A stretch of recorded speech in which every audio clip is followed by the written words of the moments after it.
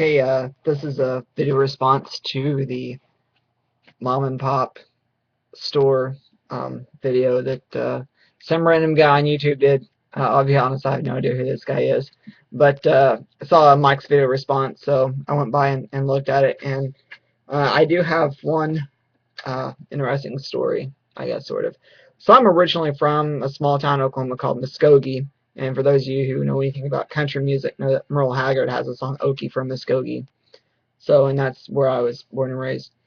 But at any rate, so in that city, there's, I think, on average, 42,000 citizens in that city. It's pretty small. But at any rate, there was one mom and pop video game store. There were a couple of rental stores. I remember there was this one rental store that had a whole crap load of beta tapes that my dad, he was all about the beta. And beta clearly was a lot better than VHS. But anyway, so whenever we were renting movies, we would always go there. But anyway, so this place, it was called Fantasy Castle. And it was on, what's the name of that road?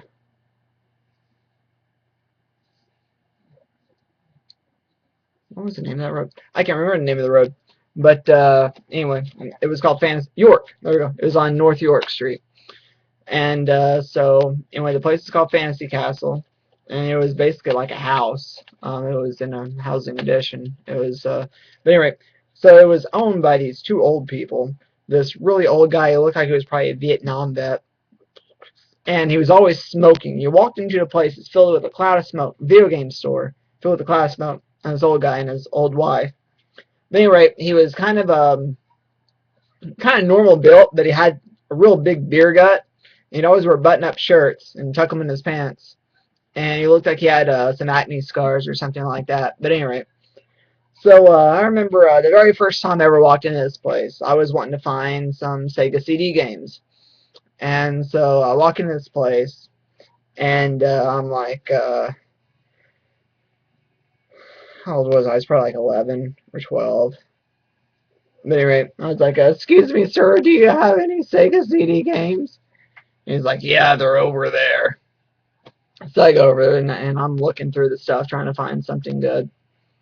And he's like, do you need any help over there? I'm like, no, I'm good, sir. So I just kept on looking. And a few minutes later, he's like, are you going to buy anything, or are you going to keep looking? I'm going to keep looking. So I looked over a little bit more. And then he said something else that was kind of gruff and of poor attitude. So I was like, nuts to this. I'm just going to leave. Guy had terrible customer service. But I went back a few other times just to look. And I don't know, he must have been having a bad day or something like that. But anyway, my friend Jeremy, he goes in there. And what game was it he was looking for? He was looking for something on Super Nintendo. And I can't remember what it was, but it was a rare game. It was a rarer game. Not rare, the software, but a rarer game than what you can find at Walmart. I don't know what it was. I wonder if it was like, I can't remember it all. He could tell us. Chris will tell us. He'll leave a comment. He'll say it. But anyway, so Jeremy goes, excuse me, sir, do you happen to have the such and such game on Super Nintendo? And the guy just, cold face, gets on the counter and goes, boy, you're not going to find that game anywhere.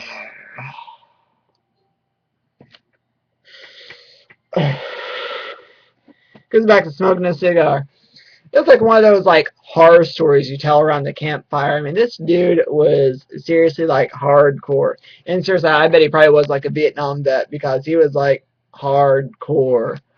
But last time I went back to Muskogee, which was about it was last summer.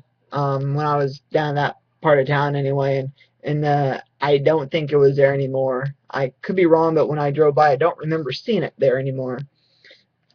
So, I don't know, I guess he retired or what the case was, but he used to have a decent selection, but yeah, whatever.